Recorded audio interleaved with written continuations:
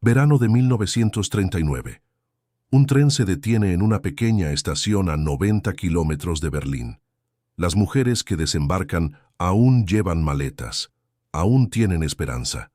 Algunas creen que irán a trabajar, otras fueron sacadas a rastras de sus casas en plena noche sin ninguna explicación. Hay comunistas, profesores, monjas, prostitutas, romaníes, lesbianas, judíos, combatientes de la resistencia. ¿Qué tienen en común? Fueron clasificados como enemigos del Reich. La emisora que los recibe es inusual. La plataforma está demasiado limpia. Las flores son demasiado hermosas. El reloj de pared siempre marca la misma hora, inmóvil, congelado, como una mentira que nadie se molesta en actualizar. Tras esta fachada de orden y normalidad, se esconde una realidad que va más allá de lo que el lenguaje humano puede describir con precisión. Ravensbrück. Su nombre significa Puente de los Cuervos en alemán, un nombre poético para un lugar construido con el propósito de la destrucción sistemática. Para comprender lo que ocurrió allí, debemos remontarnos unos meses atrás. En noviembre de 1938, mientras los fragmentos de cristal de las sinagogas destruidas durante la noche de los cristales rotos aún cubrían las calles de las ciudades alemanas, Heinrich Himmler, jefe de las SS y uno de los arquitectos más meticulosos del terror nazi, ordenó la construcción de un nuevo campo. A diferencia de los demás, este sería exclusivamente para mujeres. La elección del lugar fue estratégica, hasta en los detalles más triviales. Fürstenberg, un encantador pueblo turístico a orillas de un lago, ofrecía discreción y belleza paisajística. La estación de tren local tenía conexión directa con Berlín. El bosque circundante garantizaba el aislamiento. 500 prisioneros transferidos desde Sachsenhausen fueron los primeros en llegar, no como reclusos, sino como mano de obra forzada para construir el campo que pronto los reemplazaría por mujeres. En tan solo 3 meses, erigieron 14 barracones, una cocina, una enfermería y un campamento separado para hombres. Muros altos, coronados con alambre de púas electrificado, una estructura diseñada para 6.000 mujeres que con el tiempo albergaría a más de 50.000 simultáneamente. El primer comandante fue Max Kugel, veterano del sistema de campos de concentración nazi. Al ser cuestionado sobre sus métodos, declaró con indiferencia burocrática: «Las mujeres necesitan una disciplina especial. Son más testarudas que los hombres». Kugel estableció de inmediato un sistema de castigos que mezclaba sadismo y regulación. Cualquier detención en el cuartel podía llevar al bloque de castigo. Una celda oscura, sin colchón ni manta, solo un cubo y oscuridad. El primer transporte llegó en mayo de 1939. 867 mujeres del campo de Lichtenburg. No sabían que entraban en lo que se convertiría en el mayor campo de exterminio de mujeres de la historia. Al principio, las condiciones eran duras, pero había una posibilidad de sobrevivir. Los prisioneros dormían en literas de 3 niveles. Había baños en los barracones. La ropa se cambiaba con regularidad. La comida escaseaba, pero había comida. Una sobreviviente polaca, María Bielica, lo describió más tarde. Llegamos como un grupo de estudiantes. Éramos jóvenes, teníamos sueños. Nuestro único defecto era amar a nuestra patria. Todo cambió con el inicio de la guerra en septiembre de 1939. Empezaron a llegar trenes a diario. Mujeres polacas, francesas, rusas, rumanas y yugoslavas. El campo, diseñado para 6.000 personas, estaba abarrotado. Con el hacinamiento llegaron las enfermedades: tifus, disentería, tuberculosis. Con las enfermedades llegó la muerte a escala industrial. Ravensbrück fue diseñado con un propósito claro: transformar a los seres humanos en instrumentos desechables. Pero lo que hace único a este campo en la historia del Holocausto no es solo el número de muertes. Es que fue diseñado específicamente para explotar y destruir a las mujeres, su fuerza, sus cuerpos, su capacidad de dar vida, su dignidad como madres, hijas y compañeras. Esta historia no es solo un capítulo de la Segunda Guerra Mundial, es un reflejo de la capacidad de la humanidad para el mal absoluto. Y también, como veremos, un testimonio extraordinario de la capacidad de la humanidad para la resistencia, la solidaridad y la preservación de la dignidad, incluso en las condiciones más extremas. En las siguientes secciones nos adentraremos en Ravensbrück, no como turistas del horror, sino como investigadores comprometidos con la verdad y la memoria de las 130.000 mujeres que cruzaron esas puertas. Si crees que preservar este recuerdo es un acto de resistencia contra el olvido, suscríbete al canal, activa la campanita y dale a me gusta. Cada visita es un voto contra el silencio. ¿Quiénes eran estas mujeres? Esta es la pregunta más fundamental que podemos plantearnos, y también la que más frecuentemente se ignora. Ravensbrück no recibió una categoría homogénea de prisioneros. Recibió a casi todo el espectro de la diversidad humana europea, unida por un único criterio: haber sido clasificada de alguna manera como incompatible con la cosmovisión nazi. El monumento conmemorativo del campo estima que 132.000 mujeres pasaron por Ravensbrück durante sus 6 años de funcionamiento. De ellas, aproximadamente 48.500 eran polacas, 28.000 soviéticas, 24.000 alemanas y austriacas, y 8.000 francesas, además de contingentes más pequeños de Bélgica, Países Bajos, Yugoslavia, Grecia, Hungría e incluso del Reino Unido y Estados Unidos. Más de 20.000, aproximadamente el 15% del total, eran judías. Más del 80% fueron clasificadas como presas políticas. Los triángulos de colores cosidos en la ropa contaban historias. Rojo para los políticos, morado para los testigos de Jehová, negro para los asociales, una categoría imprecisa que incluía a lesbianas, personas sin hogar y mujeres consideradas promiscuas, rosa para las personas transgénero, amarillo para las mujeres judías, a menudo combinado con otro triángulo para indicar una clasificación dual. Las primeras en llegar fueron mujeres alemanas, comunistas que habían luchado contra Hitler en las calles de Berlín, en fábricas y en periódicos clandestinos. Mujeres que se negaban a saludar con el Heil Hitler en la escuela, el trabajo y el mercado. Testigos de Jehová que se enfrentaron a repetidos encarcelamientos antes que renunciar a su fe. Rosa Jochmann, sindicalista austríaca, fue arrestada en 1939 y sobrevivió 6 años en Ravensbrück. Más tarde describió: no éramos criminales, éramos personas que discrepaban. Las mujeres polacas llegaron después, en cantidades abrumadoras. El primer transporte de mujeres polacas llegó el 29 de septiembre de 1939, exactamente 3 semanas después de la invasión alemana de Polonia. Muchas eran intelectuales, profesoras universitarias, enfermeras militares y Girl Scouts, que distribuían panfletos de la resistencia. Christina Schiess tenía solo 19 años cuando fue arrestada. ¿Mi delito? Llevar mensajes para la resistencia. Eso fue todo. Las mujeres francesas llegaron en mayor número después de 1942. Miembros de la resistencia capturados en misiones, mujeres detenidas por ocultar judíos, trabajadoras que se negaron a realizar trabajos forzados en fábricas alemanas. Charlotte Delbo, escritora e intelectual de la resistencia, fue arrestada en 1943. En su testimonio posterior, describió la llegada. Cuando el tren se detuvo, pensamos que era solo otra estación. No nos dimos cuenta de que era el final del camino. Las mujeres soviéticas llegaron en oleadas después de 1941, muchas como prisioneras de guerra, una categoría que los nazis técnicamente no reconocían para las mujeres, lo que las colocaba en una situación de extrema vulnerabilidad legal. Entre ellas se encontraban médicas, enfermeras, partisanas y civiles capturadas durante las campañas militares en el este. Las mujeres judías de 40 países diferentes se enfrentaban a una jerarquía adicional de persecución. Dentro del ya brutal sistema de Ravensbrück, con frecuencia se les asignaban los trabajos más pesados y los menores privilegios, si es que había alguno.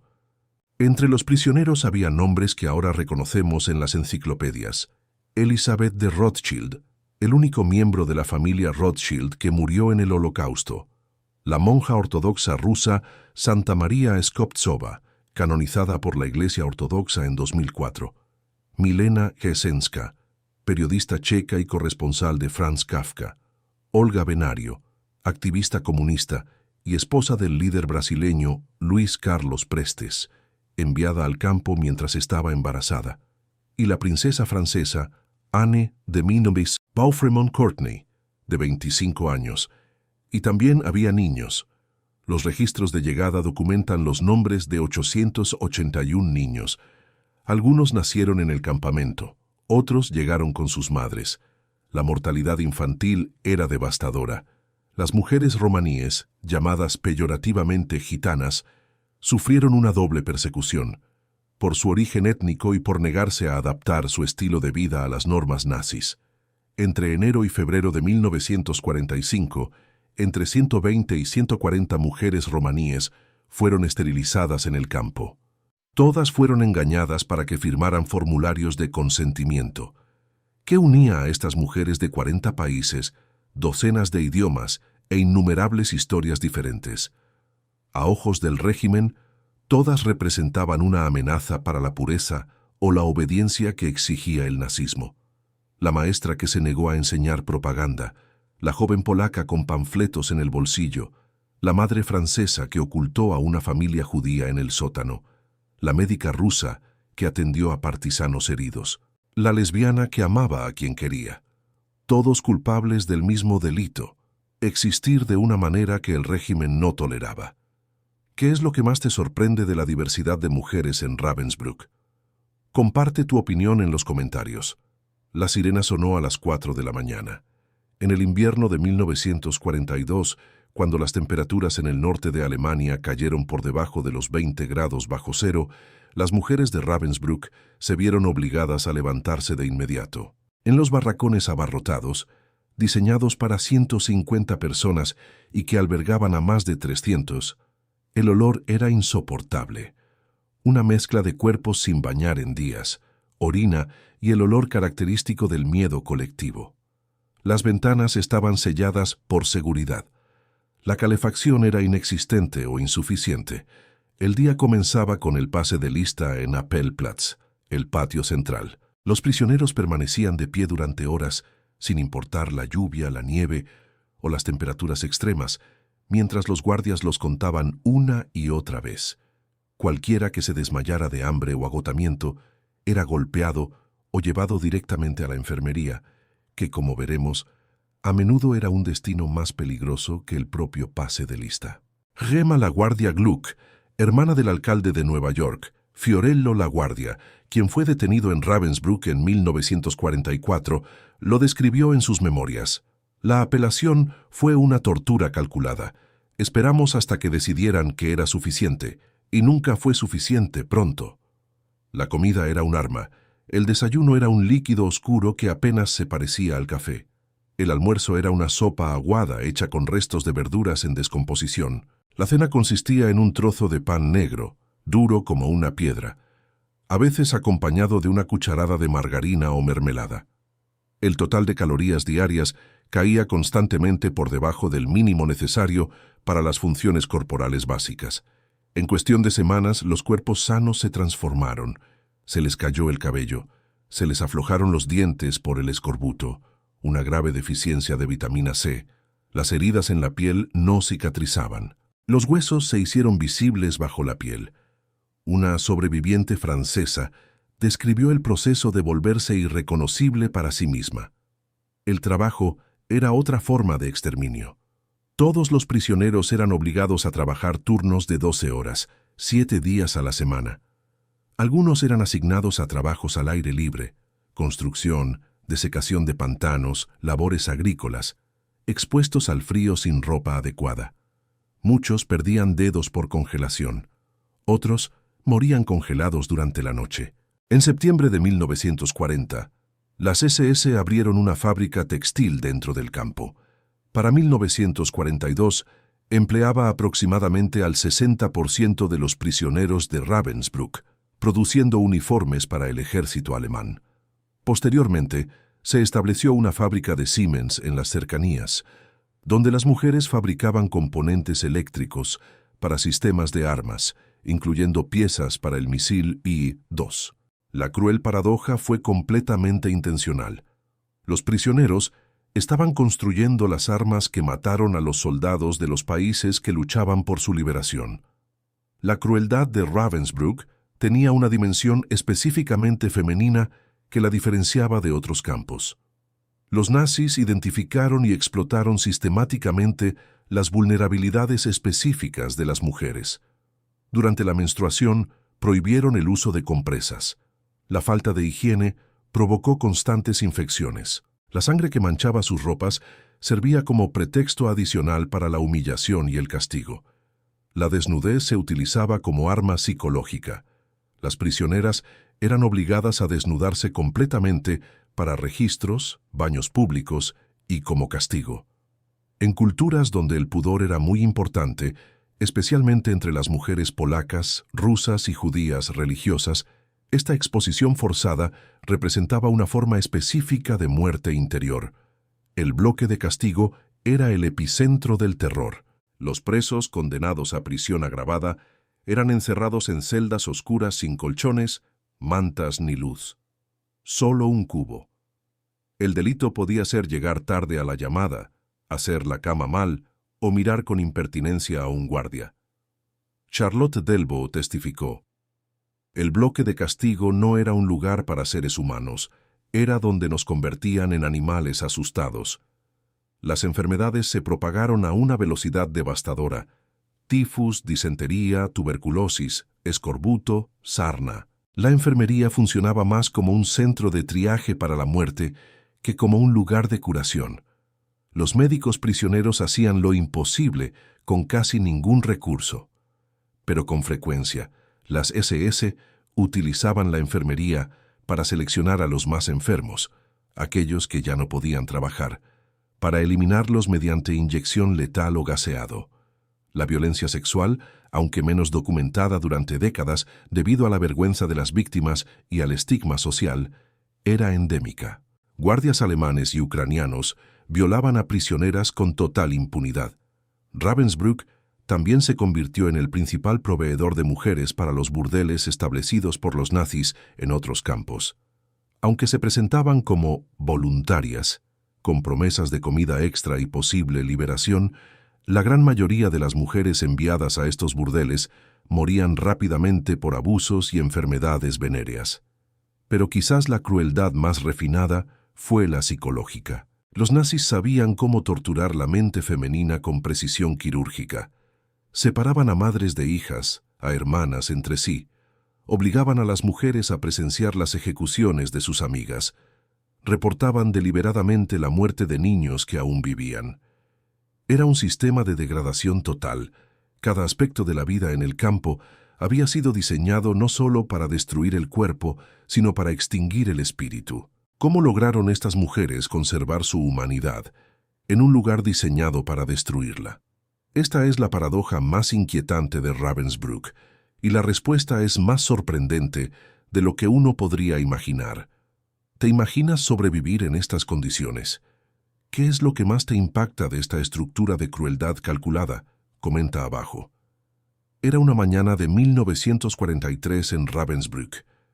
El sol aún no había salido del todo cuando el sonido de botas militares resonó en el patio principal. Una mujer de 23 años se bajó de su bicicleta con el látigo en la mano derecha y un enorme pastor alemán corriendo a su lado con la correa suelta.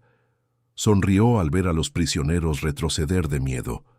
Se llamaba Dorothea Binz y era conocida entre los prisioneros como la verdadera estrella del campo. ¿Cómo llegó una joven alemana común y corriente a convertirse en una de las mujeres más crueles de la historia documentada? La respuesta revela una verdad profundamente incómoda. Algunas de las peores atrocidades en Ravensbrück fueron cometidas por mujeres contra otras mujeres. Ravensbrück sirvió como base de entrenamiento para aproximadamente 3.200 supervisores de las SS, los Aufseherinnen, que posteriormente fueron distribuidos a campos de concentración por toda la Europa ocupada. Existían 34 campos satélite conectados a Ravensbrück, y la mayoría de sus guardias femeninas habían pasado por el campo de entrenamiento. Dorothea Binz nació el 16 de marzo de 1920 en una familia alemana de clase trabajadora. Dejó la escuela a los 15 años. En agosto de 1939, a los 19, se ofreció como voluntaria para trabajar en la cocina de Ravensbrück. En septiembre de ese mismo año, recibió una invitación para convertirse en Aufseherin, guardia supervisora. Nadie la obligó. En los meses siguientes, Binz se forjó una reputación que perduró en los testimonios de todos los supervivientes. Golpeaba, abofeteaba, pateaba, tiraba al suelo, azotaba y pisoteaba a los prisioneros. Soltaba perros contra ellos para divertirse. Cualquier prisionero que se atreviera a mirarla directamente corría el riesgo de ser seleccionado para la cámara de gas. Los testigos declararon que cuando apareció en Appelplatz se hizo el silencio. No por respeto, sino por puro terror. Binz tenía un novio en el campo, Edmund Browning, un oficial de las SS. Los supervivientes describieron cómo la pareja paseaba románticamente por el campo, viendo las sesiones de azotes como entretenimiento, y luego se marchaban riendo. La primera jefa de guardia fue Johanna Langefeld, quien sirvió desde mayo de 1939 hasta marzo de 1942. Inicialmente creyó que su función era reeducar a prostitutas y criminales. Sin embargo, Langefeld resultó problemática para las SS. Se negaba a ser azotada formalmente y le horrorizaban los experimentos médicos con conejos. Su secretaria, una compañera de prisión, documentó cómo cayó en depresión, dividida entre el bien y el mal, atormentada por pesadillas. Langefeld fue destituida de su puesto por ser considerada débil. María Mandel, su sucesora, tenía 23 años cuando asumió el cargo. Su crueldad era a la vez banal y sofisticada. Tenía una obsesión particular con el cabello rizado durante la apelación. Caminaba lentamente entre las filas de prisioneros buscando un rizo que sobresaliera de la gorra. Cuando lo encontraba, golpeaba a quien lo tenía. Luego, se hacía afeitar el cabello y la paseaban por el campo con un cartel al cuello. Rompí las reglas y me peiné. Mandel golpeó a una mujer judía hasta la muerte durante una apelación por una infracción menor. El incidente fue documentado, pero no hubo castigo. Irma Grese, quien llegaría a ser conocida como la Bella Bestia de Belsen, comenzó su carrera en Ravensbrück en 1942. Testigos del juicio de Belsen de 1945 la describieron como una de las figuras más siniestras y odiadas del sistema de campos de concentración. Golpeaba a las mujeres hasta que se desplomaban y luego continuaba pisoteándolas. Utilizaba un látigo de celofán que no dejaba marcas superficiales, pero causaba un intenso dolor en los tejidos internos. ¿Por qué tantas mujeres se han convertido en agentes de tal crueldad? La respuesta es compleja y perturbadora. Para algunos, la motivación era económica. Las guardias ganaban aproximadamente 185 marcos del Reich, bastante más que los 76 marcos que una mujer de la misma edad ganaría en una fábrica. El trabajo ofrecía uniforme, vivienda y estatus social en una época en la que las opciones para las mujeres de clase baja, con poca educación, eran extremadamente limitadas. Para otros, hubo una coerción relativa. A partir de 1942, cuando las SS no pudieron reclutar suficientes voluntarios, recurrieron al servicio obligatorio. Incluso Irma Grese declaró que la oficina de empleo la envió y que no había otra opción. Pero los registros muestran que los reclutas que se negaron a quedarse fueron dados de baja sin consecuencias, lo que invalida la narrativa de la coerción total. El factor más decisivo parece haber sido ideológico. Estas jóvenes, predominantemente arias de entre 17 y 45 años, habían crecido en el seno del nazismo. Muchas eran exmiembros de la Liga de Jóvenes Alemanas. Habían sido educadas en una cosmovisión en la que ciertas categorías de personas eran literalmente infrahumanas.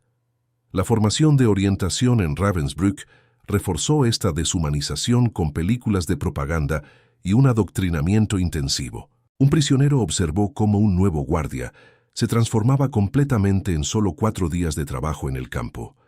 Lo más inquietante es que estas mujeres mantenían una fachada de perfecta normalidad. Los fines de semana iban al cine, bailaban en fiestas y escribían cartas cariñosas a sus familias. Muchas nunca fueron juzgadas. Regresaron a la vida normal en la Alemania de la posguerra como si nada hubiera pasado. Antes de ser ejecutada en 1947, Dorothea Binz dijo: «Espero que no piensen que todos éramos malas personas». Esta frase, pronunciada por alguien cuyas acciones están documentadas en cientos de testimonios, resume lo que Hannah Arendt más tarde llamaría la banalidad del mal. La historia de los guardias de Ravensbrück nos obliga a afrontar una verdad incómoda: el mal no tiene género. Y los sistemas que normalizan la crueldad pueden transformar a personas comunes en perpetradores extraordinarios. ¿Qué nos dice este fenómeno sobre cómo los sistemas ideológicos moldean el comportamiento humano? Comparte tu perspectiva. Julio de 1942, Ravensbrück. Un grupo de 75 jóvenes polacas fueron llevadas a lo que, según les dijeron, era un chequeo médico de rutina. Eran las más jóvenes y sanas de un envío reciente procedente de Lublin. Lo que ocurrió en las semanas y meses siguientes representa uno de los capítulos más oscuros de la medicina del siglo XX y uno de los más importantes para la historia de la bioética. Estas mujeres se conocieron como Kaninchen, en alemán, polaco y francés, conejos, animales de laboratorio. El profesor Karl Gebhardt dirigía el Departamento de Cirugía Ortopédica de la Universidad de Berlín y fue el cirujano ortopédico más destacado de Alemania durante la guerra. Tenía un problema específico. Reinhard Heydrich, uno de los oficiales de mayor rango de las SS, había sido asesinado en Praga en mayo de 1942 y falleció días después a causa de una infección sistémica. Las sulfamidas, los antibióticos de la época, no habían funcionado. Himmler quería saber por qué. Gebhardt encontró la respuesta conveniente: Ravensbrück. Entre julio de 1942 y septiembre de 1943, Gebhardt supervisó experimentos con gangrena gaseosa y sulfonamidas en prisioneras polacas. Entre sus asistentes se encontraban los doctores Fritz Fischer, Hertha Oberhäuser, Rolf Rosenthal y Gerhard Szydlowski. Todos habían prestado el juramento hipocrático. Nadie parecía considerar que se aplicara a esas mujeres. El procedimiento era el siguiente. Los conejos eran llevados al quirófano, esposados a las mesas y sometidos a operaciones sin anestesia. Los cirujanos de las SS cortaban deliberadamente músculos de las piernas, fracturaban huesos y extirpaban secciones de nervios. Luego infectaban las heridas abiertas con bacterias específicas, estafilococos, estreptococos, gangrena gaseosa, e introducían fragmentos de vidrio y astillas de madera para simular heridas de guerra. Algunas mujeres pasaron por este proceso 8 veces. Bárbara Pietrzyk tenía 16 años, la más joven de los conejos. Se sometió a 5 cirugías en 1942. La última le causó parálisis permanente en la extremidad inferior izquierda. Sobrevivió a las operaciones, pero falleció a consecuencia de ellas. Bogumila Jaświk fue fotografiada en secreto por otros prisioneros, una de las pocas evidencias fotográficas de los experimentos. Las fotos muestran cicatrices en los músculos de sus muslos, heridas que nunca cicatrizaron del todo. Los médicos registraron los resultados con la frialdad propia de quien documenta experimentos con ratas de laboratorio. De los 74 conejos polacos documentados, 5 murieron directamente como consecuencia de los experimentos. 6, con heridas que no cicatrizaban, fueron sacrificados para eliminar cualquier evidencia. El resto sobrevivió con daños físicos permanentes. Además de los experimentos de Gebhardt, otras prácticas eran habituales en el campo. El médico Rolf Rosenthal practicaba abortos forzados a mujeres embarazadas, a menudo con métodos brutales, y documentaba los procedimientos como si fueran estudios clínicos. Se realizaron experimentos de esterilización en mujeres jóvenes, especialmente romaníes y judías, exponiendo sus genitales a rayos X sin protección. Muchas perdieron permanentemente su capacidad reproductiva. También se utilizaron niños en experimentos. Registros soviéticos encontrados tras la liberación documentan casos de niños sometidos a inyecciones experimentales de sustancias no identificadas. La historiografía médica del Holocausto identificó un patrón en Ravensbrück que se analizaría exhaustivamente durante el juicio de los médicos en Nuremberg entre 1946 y 1947.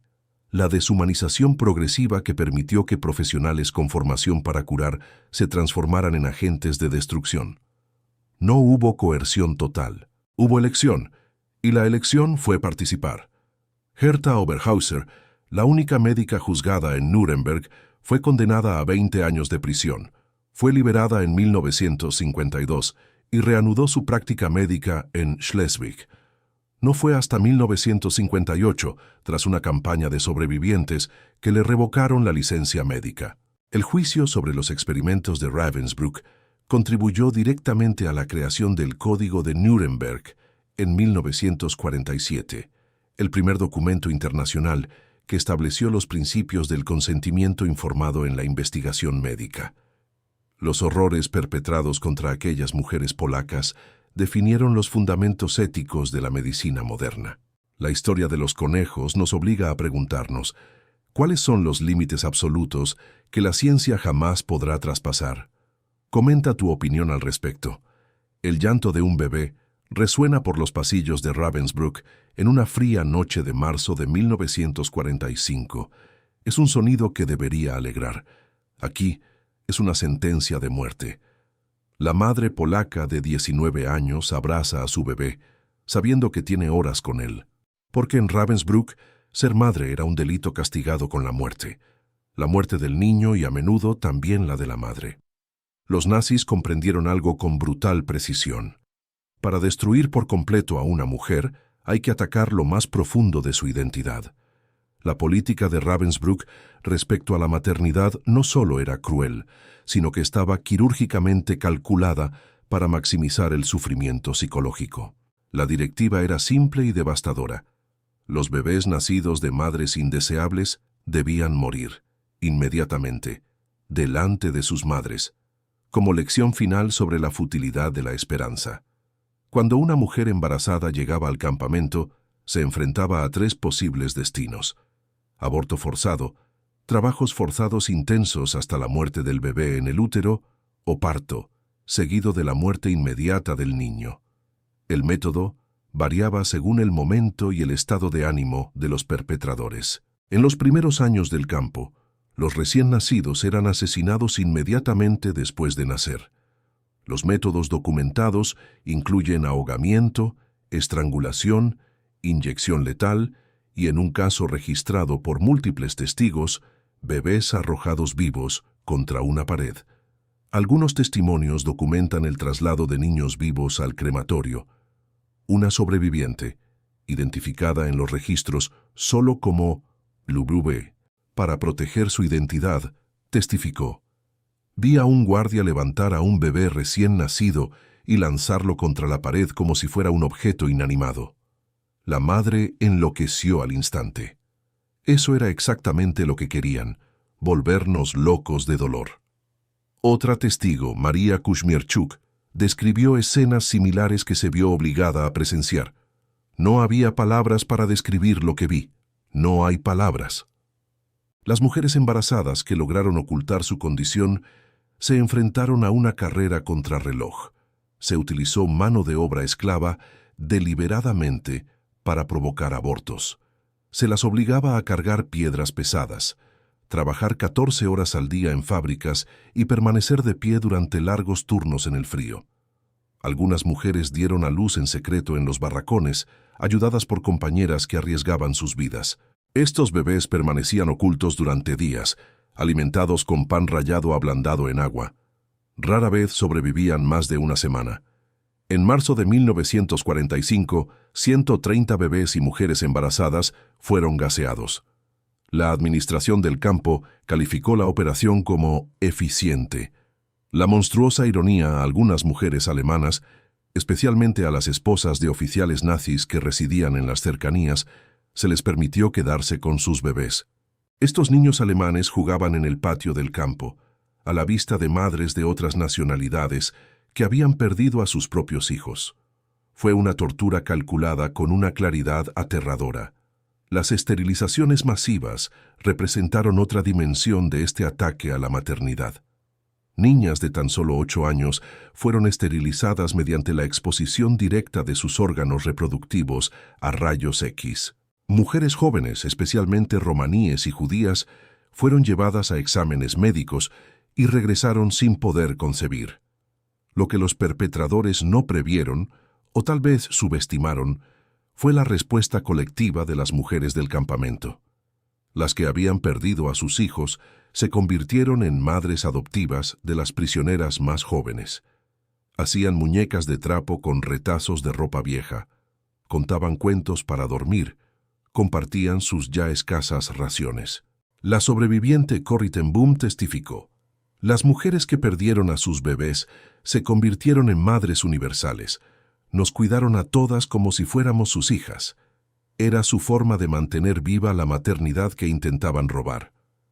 Lo más cruel es que muchas de estas mujeres descubrieron tras la liberación que sus hijos, que se habían quedado en casa, también habían sido asesinados. La doble pérdida, el hijo arrebatado del campo y el hijo asesinado lejos, destruyó psicológicamente a muchas sobrevivientes que habían logrado mantener la cordura durante el cautiverio. El ataque nazi al hospital de maternidad de Ravensbrück representa una de las formas más sofisticadas de genocidio. No solo matar a una generación, sino impedir que nazca la siguiente. ¿Cómo reflexiona sobre esta dimensión específica de la crueldad en Ravensbrück? ¿Qué revela sobre el proyecto nazi? Comentario. Diciembre de 1943. Cuartel 15, Ravensbrück. Un grupo de mujeres francesas se reúne en silencio alrededor de un papel escondido bajo un colchón roto. Bajo la tenue luz que se filtra por una rendija de la ventana, susurran recetas de platos que solían cocinar en casa. Una anota cuidadosamente cada ingrediente, cada paso, como si fuera un tesoro. Esta escena absurda y conmovedora es, al mismo tiempo, un acto de resistencia. Rebecca Teitelbaum, una judía belga que vivió en Ravensbrück durante 17 meses, dirigió estas sesiones nocturnas de cocina imaginativa. Agotadas, con frío y hambre, las mujeres cocinaban con su imaginación, compartiendo recetas de platos de sus abuelos, comidas de celebraciones familiares, sabores que habían formado parte de vidas cotidianas y que parecían pertenecer a otro universo. Rebecca consiguió papel robado de la fábrica de Siemens y creó un libro de cocina cosido con alambre. Parece absurdo, escribió más tarde, pero fue una forma de genialidad. Alimentábamos nuestra humanidad cuando nuestros cuerpos apenas tenían qué comer. Esta fue la resistencia de Ravensbrück. No la resistencia de las armas y de las explosiones, sino la resistencia del espíritu humano que se negaba a ser completamente dominado. Los programas educativos secretos organizados por los prisioneros representaban otra dimensión de esta resistencia. Cada grupo nacional organizaba algún tipo de instrucción clandestina. Los más elaborados se impartían entre las mujeres polacas, donde maestras que habían enseñado antes de la guerra arriesgaban su vida a diario para instruir a los jóvenes prisioneros. Usando carbón como tiza y el suelo de tierra como pizarra, enseñaban historia de Polonia, poesía francesa, matemáticas y latín. Un profesor polaco superviviente documentó: enseñamos en voz baja durante los descansos del trabajo. Era nuestra forma de decirles a los nazis: pueden encarcelar nuestros cuerpos, pero nunca podrán encarcelar nuestras mentes. Las mujeres desarrollaron sofisticados sistemas de transmisión de información. Las noticias de la guerra llegaban en el nuevo transporte y se transmitían cuidadosamente de cuartel en cuartel, traducidas a decenas de idiomas por redes de prisioneras que aprovechaban las diferencias lingüísticas. El código más seguro es el que el enemigo no entiende. También desarrollaron señales de advertencia. Una canción específica indicaba que se acercaban los guardias. Ciertas palabras en conversaciones aparentemente inocentes advertían de selecciones inminentes.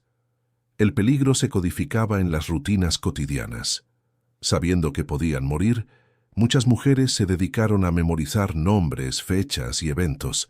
Se convirtieron en archivos vivientes del horror, prometiéndose mutuamente que, si sobrevivían, contarían las historias de quienes murieron.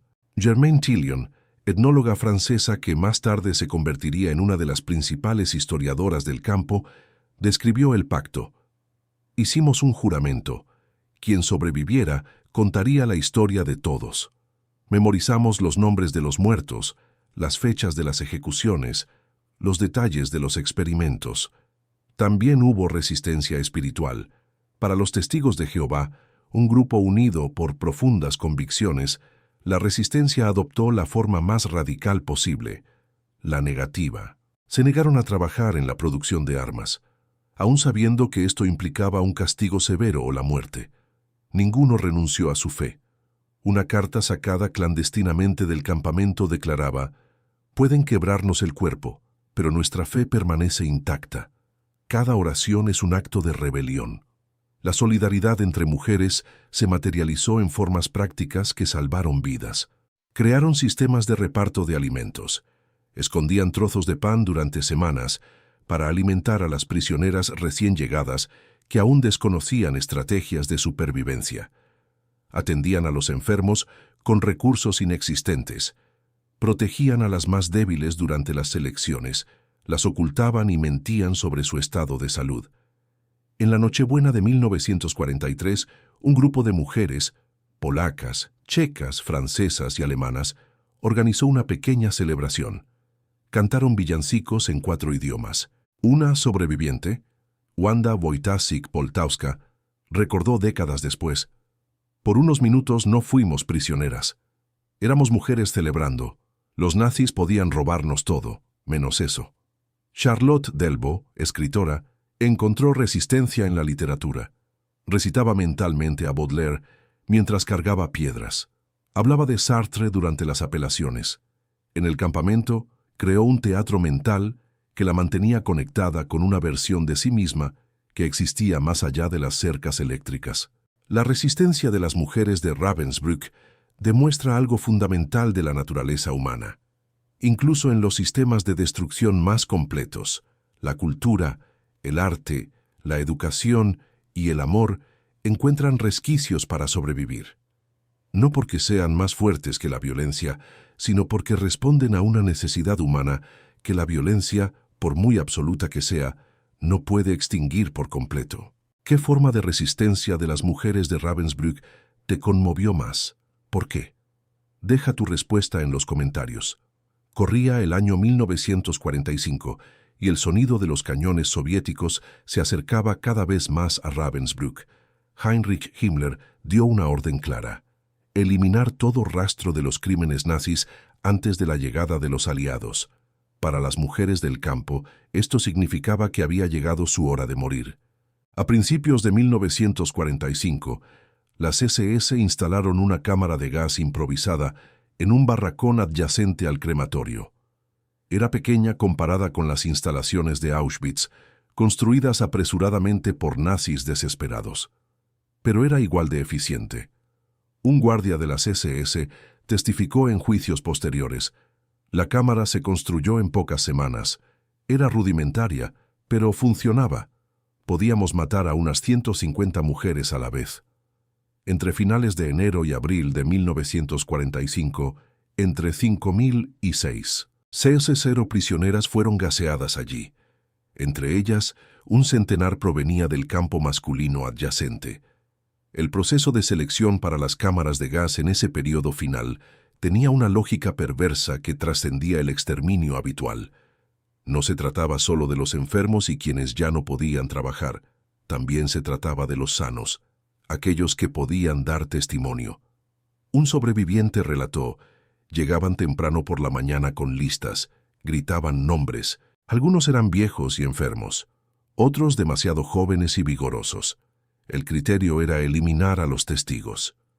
Las ejecuciones por fusilamiento también se intensificaron. El grupo más numeroso ejecutado de esta manera fue el de 200 jóvenes polacas, miembros del Ejército Nacional, asesinadas en los últimos meses del campo.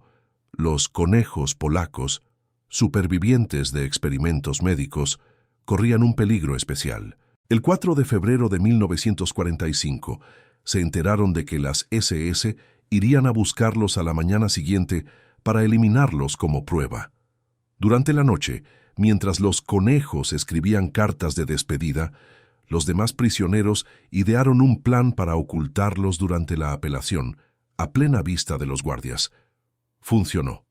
Los conejos permanecieron ocultos durante 3 meses hasta su liberación. En abril de 1945, el comandante Fritz Suhren, siguiendo las órdenes de evacuación de Himmler, obligó a los más de 20.000 prisioneros restantes a marchar hacia el noroeste en varias columnas. Estas eran las marchas de la muerte.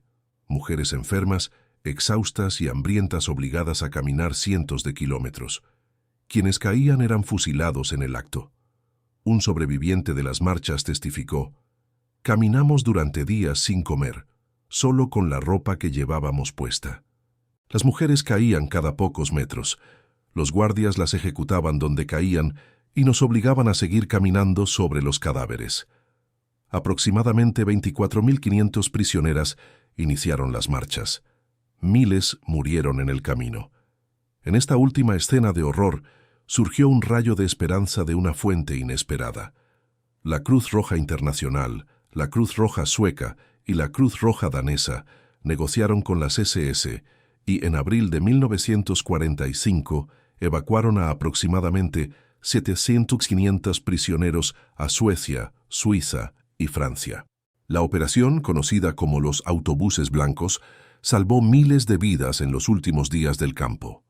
La reveladora ironía: en los últimos días, las SS liberaron primero a los prisioneros alemanes.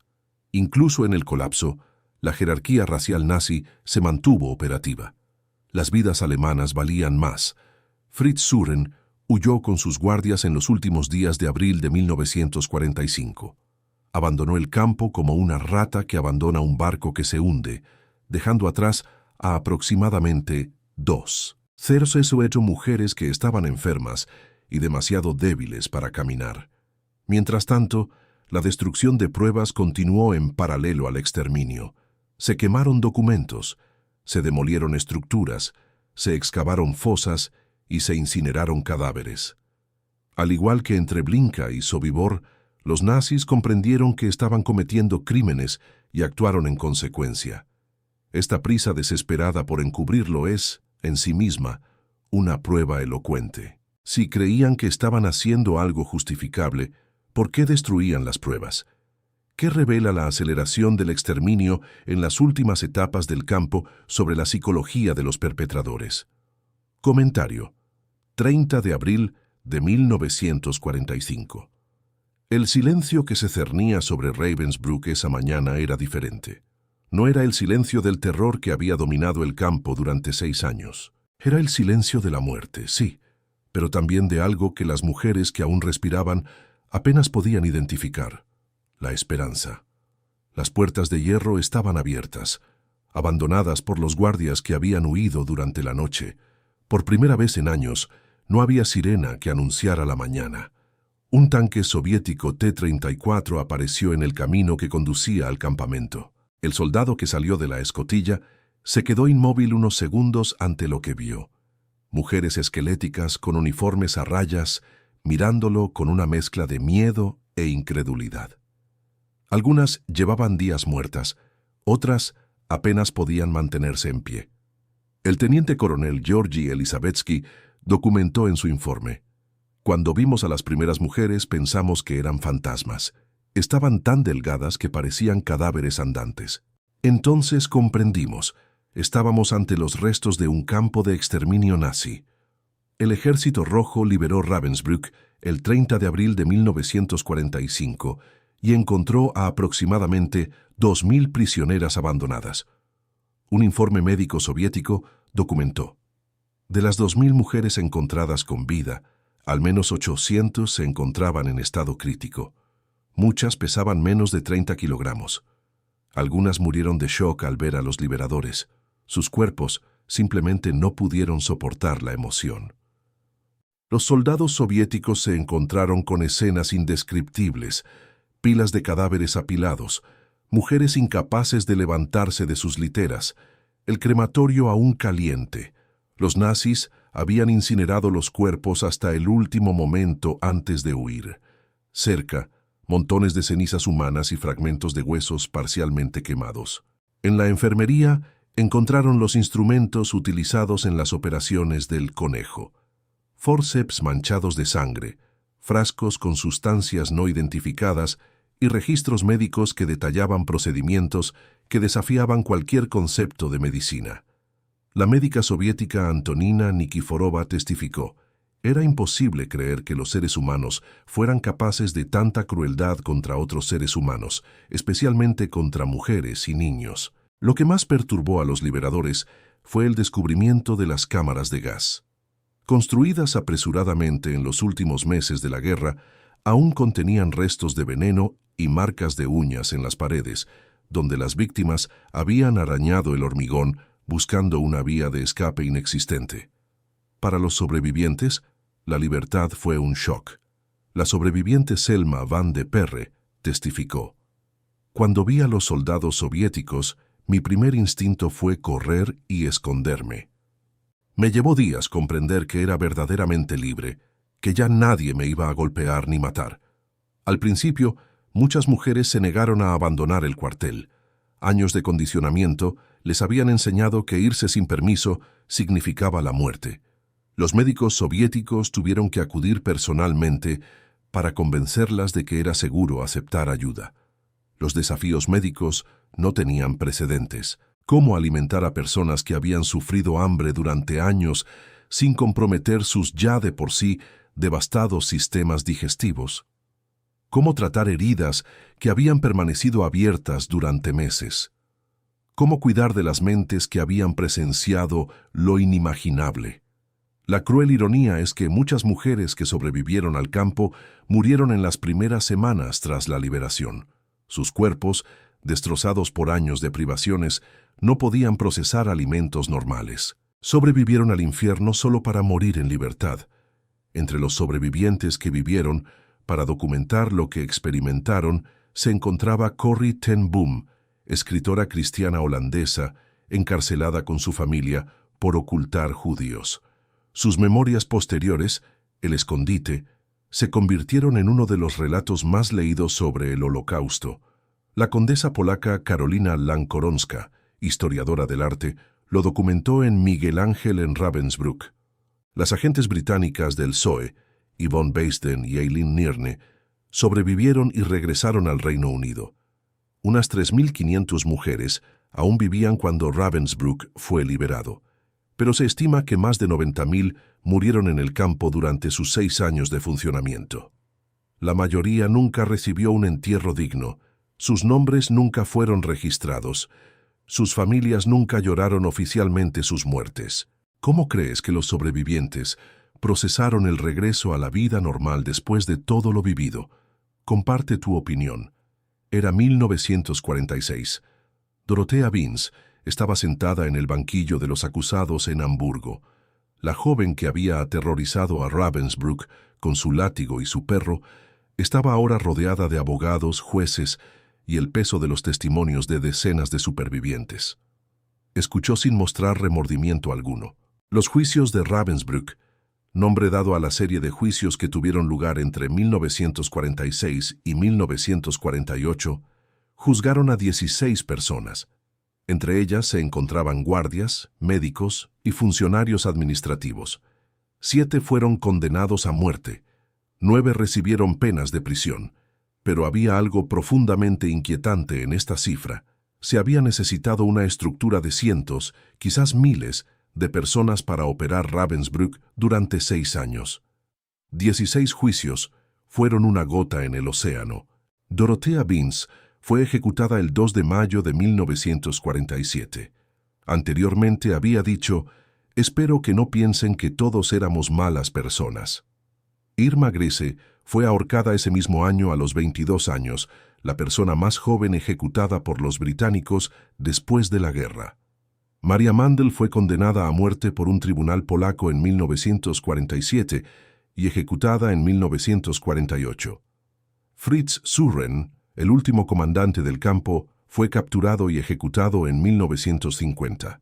Pero cientos de otros responsables de los crímenes de Ravensbrück nunca llegaron ante la justicia. Herta Oberhäuser, la doctora de los conejos, fue condenada a 20 años de prisión en Nuremberg. Fue liberada en 1952. Reanudó su práctica médica como médica general en Stocksy, Alemania. No fue hasta 1958, tras una persistente campaña de sobrevivientes polacos que conocieron su paradero, que finalmente le revocaron la licencia médica. Vivió hasta 1978. Muchos guardias simplemente desaparecieron en el anonimato en la Alemania de la posguerra. Se casaron, criaron hijos y envejecieron en pequeños pueblos. Algunos fueron reconocidos por los sobrevivientes que los encontraron en mercados, iglesias o en la calle. La mayoría nunca fue procesada. La memoria de Ravensbrück enfrentó obstáculos específicos que retrasaron su reconocimiento durante décadas. El campo estaba ubicado en Alemania Oriental, una zona ocupada por la Unión Soviética. En Alemania Oriental, la narrativa oficial del Holocausto priorizó a los presos políticos comunistas y minimizó la identidad judía de las víctimas. La memoria femenina y judía de Ravensbrück fue suprimida deliberadamente durante 40 años. Las sobrevivientes se enfrentaron a décadas de escepticismo. Sus historias parecían imposibles. ¿Cómo pueden las mujeres ser tan crueles con otras mujeres? Era una pregunta frecuente que revelaba menos sobre Ravensbrück y más sobre los prejuicios de quienes preguntaban. En 1975, entre Burg Stargard y Neubrandenburg, se desenterró un frasco de vidrio. Dentro se encontraban documentos sacados clandestinamente del campo por prisioneros polacos que arriesgaron sus vidas para protegerlos. Entre ellos se encontraba una lista tabulada de experimentos médicos realizados con los 74 conejos. Era la prueba material de lo que los supervivientes llevaban 30 años describiendo y que muchos se negaban a creer. Las investigaciones arqueológicas realizadas en las décadas de 1960 y 1970 confirmaron científicamente los testimonios. Fragmentos de huesos, cenizas y objetos personales validaron relatos que la historia oficial había tratado con indiferencia. En 1993, 48 años después de la liberación, se inauguró un monumento conmemorativo en el lugar donde se encontraba el antiguo campo. 48 años. El libro de Sarah Helm, de 2015, Ravensbrück, Vida y Muerte, en el campo de concentración de Hitler para mujeres, basado en cientos de entrevistas con sobrevivientes, renovó la atención internacional. La investigadora Rochelle Seidel trabajó durante más de 20 años localizando a sobrevivientes judías de Ravensbrück, cuyos testimonios corrían el riesgo de perderse con sus muertes. Hoy, solo un puñado de sobrevivientes sigue vivo. Tienen más de 90 años. Sus voces están siendo silenciadas una a una por el tiempo, el único enemigo que los juicios de Nuremberg no pudieron procesar. La justicia que emergió de Ravensbrück fue real, pero profundamente incompleta, y la demora en el reconocimiento representa una segunda victimización de los sobrevivientes, obligados a luchar durante décadas para que el mundo creyera lo que habían vivido. ¿Qué nos dice este retraso en el reconocimiento y la justicia sobre cómo las sociedades abordan la delincuencia masiva? Comparte tu opinión. Hay una fotografía tomada clandestinamente en Ravensbrück alrededor de 1943.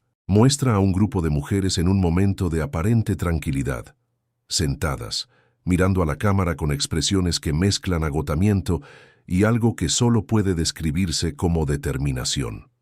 Quien las fotografió arriesgó su vida para hacerlo. Quien ocultó la foto arriesgó su vida para preservarla, y quien la encontró décadas después comprendió de inmediato lo que representaba: una negativa a ser borrada. Ravensbrück fue prácticamente borrado de la historia. A diferencia de Auschwitz, que conservó importantes estructuras físicas y se convirtió en el símbolo más inmediato del Holocausto, la destrucción sistemática de Ravensbrück dejó tras de sí un sitio que revelaba pocos rastros de su pasado. Los nazis también fueron eficaces en esto, pero el borrado fracasó porque las mujeres que salieron por esas puertas llevaban todo el archivo dentro de ellas. Corrie ten Boom dedicó el resto de su vida a contar su historia. Charlotte Delbo escribió una trilogía sobre Auschwitz y Ravensbrück, que se encuentra entre los documentos literarios más importantes sobre el Holocausto. Germaine Tillion se convirtió en una de las principales etnólogas francesas y dedicó décadas a documentar el campo. Wanda Wojtaszek-Poltowska, una de las conejas polacas, escribió «Y tengo miedo de los sueños», unas memorias que llegaron al Papa Juan Pablo II y generaron una correspondencia que perduró durante décadas. Samuel Willenberg, quien sobrevivió a Treblinka, dijo una vez: «Mientras haya alguien que recuerde, los muertos no están del todo muertos». Las mujeres de Ravensbrück fueron más allá. Se aseguraron de que, incluso cuando murieran, los muertos no murieran con ellas. El legado de Ravensbrück trasciende la historia del Holocausto de varias maneras. En medicina, los experimentos con conejos contribuyeron directamente al desarrollo del Código de Nuremberg de 1947, el primer instrumento internacional que estableció el principio del consentimiento informado en la investigación científica. Cada formulario de consentimiento que se firma hoy antes de un procedimiento médico lleva, de alguna manera, el recuerdo de aquellas mujeres polacas que no tuvieron ese mismo derecho. En la jurisprudencia internacional, los juicios de Ravensbrück sentaron precedentes respecto de la responsabilidad individual por crímenes de Estado, la imposibilidad de transferir completamente la culpa a la jerarquía y la obligación moral que existe más allá de la orden recibida. En la historiografía feminista, Ravensbrück impuso el reconocimiento de que las mujeres no eran meras víctimas pasivas de la violencia nazi, sino también agentes de resistencia, productoras de conocimiento y, trágicamente, perpetradoras. La complejidad de este rol multifacético desafió las categorías simplistas y exigió análisis más sofisticados. En la psicología del trauma, los estudios con sobrevivientes de Ravensbrück han contribuido al desarrollo de teorías sobre el trastorno de estrés postraumático complejo, TEPT, es decir, qué le sucede a la psique humana después de una exposición prolongada y sistemática a un trauma extremo. Pero quizás el legado más importante es el más simple y el más difícil de cuantificar, la prueba de que la solidaridad humana puede perdurar incluso en las condiciones más extremas de su negación. Las mujeres de Ravensbrück crearon redes de cuidado donde solo debería haber competencia por la supervivencia. Enseñaron cuando la enseñanza estaba prohibida. Preservaron recuerdos cuando todo apuntaba al olvido. Fabricaron muñecas de trapo para niños huérfanos con ropa rasgada. Cocinaron con su imaginación cuando faltaba comida. Cantaron en 4 idiomas la Nochebuena de 1943, cuando todo a su alrededor sugería que la humanidad había llegado a su fin. No se trata de romantizar el horror. Se trata de reconocer que dentro del horror existía algo que los perpetradores, con toda su ingeniería destructiva, fueron incapaces de eliminar. Hoy en día, el monumento conmemorativo de Ravensbrück recibe visitantes anualmente. Las exposiciones permanentes cuentan la historia de las mujeres que estuvieron allí, los experimentos médicos, las guardias femeninas y la resistencia. Es un lugar de memoria conquistado tras décadas de lucha por las sobrevivientes y los investigadores que las apoyaron. Pronto no habrá más sobrevivientes. El último testigo directo de la última generación que vivió estos acontecimientos se acerca a su fin en silencio. ¿Qué hacemos con esta herencia? Recordar Ravensbrück no es un ejercicio de compasión retrospectiva. Es un entrenamiento para el presente. Los genocidios posteriores, Camboya, Ruanda, Bosnia, Darfur, Rohingya, siguieron patrones reconocibles para quienes estudian lo ocurrido en el bosque de Fürstenberg, la burocracia que se convierte en instrumento de exterminio, la deshumanización gradual que precede a la violencia física, el silencio de los testigos, que pudieron haber hablado y no lo hicieron, la complicidad de quienes se lucraron sin preguntar de dónde provenían. Recordar no basta, pero es un comienzo indispensable. Las voces de las mujeres de Ravensbrück, las que murieron y las que sobrevivieron para contarlo, no son monumentos al pasado, son instrumentos del presente. Son la pregunta que cada generación debe hacerse. ¿Qué harías si lo imposible volviera a ser rutina? Comparte este video. Las voces de los sobrevivientes de Ravensbrück merecen seguir siendo escuchadas, porque mientras los recordemos, a ellos y a los 90.000 nombres que el tiempo casi ha borrado, habremos cumplido con la única obligación que un recuerdo como este nos exige: no dejar que el silencio prevalezca. Cierre. Zeta final. Acabamos de entrar en Ravensbrück. Hemos visto cómo un régimen transformó a las mujeres en instrumentos desechables, cómo los médicos convirtieron su juramento de curar en una licencia para mutilar, cómo jóvenes guardias se convirtieron en perpetradores de crueldades inimaginables, y cómo, a pesar de todo esto, el espíritu humano encontró resquicios para resistir. Pero Ravensbrück no fue una excepción dentro del sistema nazi. Formó parte de una arquitectura de destrucción que se extendió por toda la Europa ocupada, y cada campo tenía su propio método, su propia lógica del horror. El video que se reproduce en tu pantalla te lleva a un lugar diferente, pero igualmente inquietante: Mauthausen, Austria. Allí los nazis no necesitaban cámaras de gas para exterminio masivo. Tenían algo aún más cruel: una escalera. 686 escalones tallados en la piedra de una cantera, donde prisioneros exhaustos, cargando bloques de granito a la espalda, se empujaban unos contra otros hasta caer. Los que sobrevivían a la caída eran asesinados desde abajo. Los que se resistían eran arrojados desde arriba. Los alemanes lo llamaban trabajo. La historia lo llama por su nombre correcto: asesinato sistemático por agotamiento y brutalidad calculada. Si Ravensbrück mostró cómo el nazismo destruyó a las mujeres, Mauthausen muestra cómo destruyó a los hombres, con sus propias manos, con el peso de la piedra que cargaban. Haz clic ahora. Esta historia también necesita ser conocida.